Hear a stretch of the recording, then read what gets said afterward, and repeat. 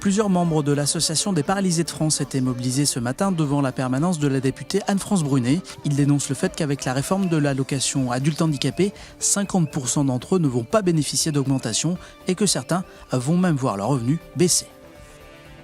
Ce sont les règles d'attribution des allocations qui évoluent un petit peu et entre les plafonds qui ne bougent pas et puis la prise en compte des ressources du conjoint pour évaluer éventuellement l'AH, eh bien on voit bien que d'une manière générale, il va y avoir une baisse généralisée, enfin une baisse pour un trop grand nombre de personnes qui sont déjà sous le seuil de pauvreté et donc ça c'est inadmissible. Nous, on dénonce effectivement cette forme d'intox qui veut que, effectivement, on nous annonce que tout va bien et en fait, ça va pas trop bien.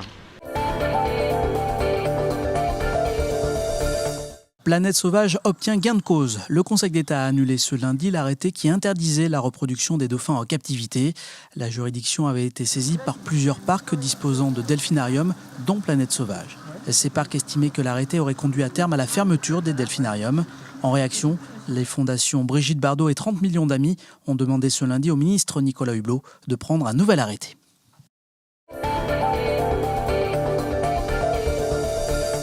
Le président de l'Assemblée nationale, François de Rugy, était en visite à Saint-Étienne-de-Montluc vendredi dans une exploitation laitière. Au cœur des discussions, les prochains états généraux de l'alimentation. On essaie d'y croire à ces états généraux de l'alimentation pour ramener des prix rémunérateurs à tous les producteurs, quelle que soit leur production, parce qu'aujourd'hui c'est ce qui fait défaut. On a des prix trop bas et on n'a pas des revenus corrects aujourd'hui. Nous allons prendre des dispositions dans la loi pour mettre plus de transparence dans ces organisations de producteurs, ces organisations, ces relations de contractuels qui permettent de fixer un prix qui doit être un juste prix tant pour le producteur que pour le consommateur. Ça, c'est la loi qui le permet. Car si on ne le fait pas dans la loi, c'est la loi du plus fort qui s'imposera. Et la loi du plus fort, elle sera au détriment et des agriculteurs et des consommateurs. Depuis mi-janvier, la nouvelle plateforme d'admission post-bac Parcoursup est en ligne. Pour faciliter l'orientation des lycéens et éviter la surcharge de certaines filières, la faculté de Nantes organise des réunions d'information. Claire Villalon a assisté à l'une d'elles. Comme beaucoup d'élèves de son âge, Tréfine se pose beaucoup de questions sur son avenir. Ce mercredi soir, accompagnée de son père, cette lycéenne en première assiste donc à une présentation des filières de l'université de Nantes, une bonne façon d'y voir plus clair. C'est pas évident de savoir forcément ce qu'on veut faire plus tard et on est vraiment dans l'optique de, comme elle disait tout à l'heure, du débouché. Et là, c'est vraiment en fonction de nos intérêts, on prend conscience des choses qu'on aime et pas de ce que les autres veulent qu'on aime à leur place. Ça m'a rassuré, oui, c'est sûr. Ça me fait dire aussi qu'il faut que je la laisse elle-même choisir, je pense, le choix d'accéder aux résultats qu'elle se fixe. Pendant une heure, de façon décalée, les 35 formations de l'université sont présentées aux lycéens et à leurs parents. On part d'un mot et j'ai demandé à chacune des filières de présenter ce qu'elle se poserait comme question à partir du mot château, ce qui permet de raconter une histoire comparative et de découvrir petit à petit les différents angles d'approche des différentes filières par rapport à une même problématique. Cette présentation permet donc de se poser les bonnes questions sur les filières et d'éviter également l'encombrement de certaines formations. On sait que certaines filières se engagent parce que tout le monde se précipite sur les quelques filières qu'on connaît, il y en a beaucoup d'autres. Et donc c'est véritablement un élément d'égalité des chances. Une rencontre qui prépare également au mieux les portes ouvertes de l'université qui auront lieu le samedi 10 février à Nantes et le samedi 17 février à Saint-Nazaire et à La Roche-sur-Yon.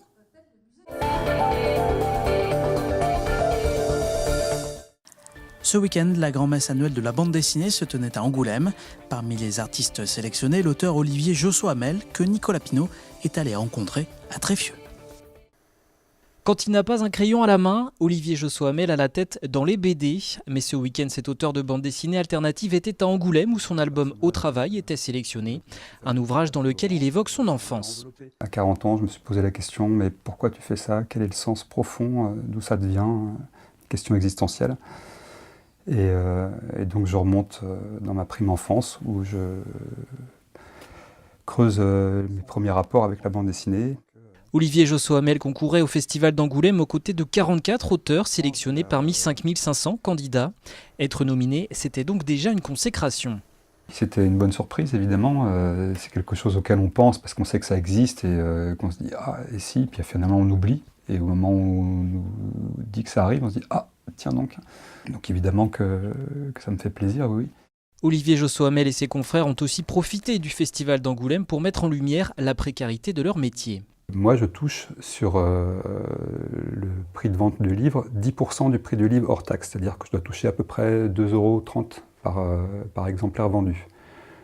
Et on n'a pas vendu tout le tirage, loin de là. Donc 2,30 multiplié par 2000 pour 4 ans de travail, voilà, sans être très fort en calcul, c'est fort peu. Aujourd'hui, Olivier Jossoamel cumule 3 emplois pour pouvoir continuer à vivre sa passion pour la bande dessinée.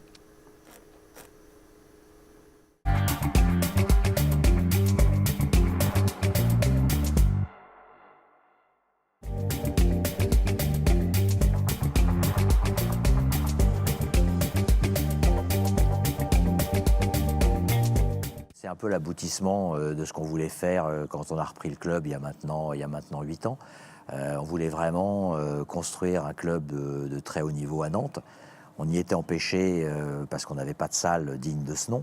Maintenant qu'on sait qu'on va évoluer à Mangin-Beaulieu l'année prochaine, on a une salle qui va nous permettre d'accueillir et les spectateurs, et les partenaires, et les joueuses dans de bonnes conditions. Donc c'est le bon moment et le bon tempo pour passer à la vitesse supérieure.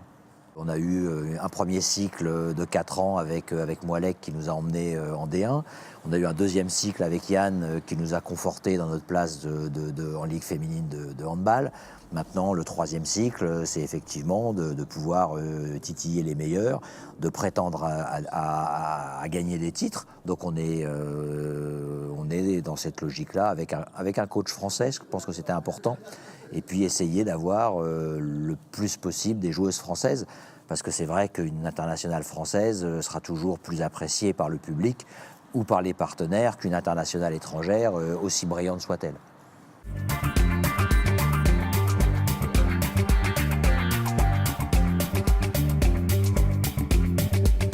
L'objectif, c'est dès la saison prochaine d'être en capacité d'inquiéter les meilleurs. Quand on voit que Metz caracole en tête avec, je crois, 8 ou 9 points d'avance sur le second, on se dit qu'on a envie de perturber cette hiérarchie établie depuis de nombreuses années.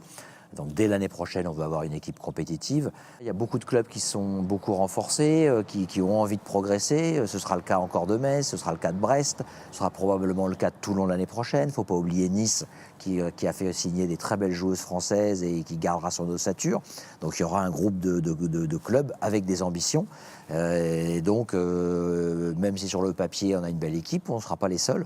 Donc il ne va pas falloir oublier que le travail sera très important.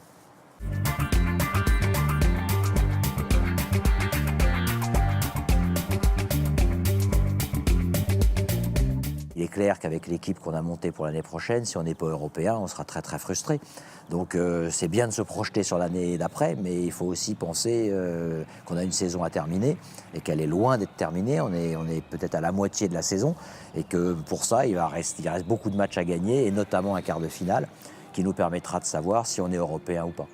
Maintenant, il faut que la mayonnaise continue à prendre et que les jeux ne soient pas déjà l'année prochaine, qu'elles pensent qu'il y a une saison à finir. C'est excessivement important pour nous. Ouais.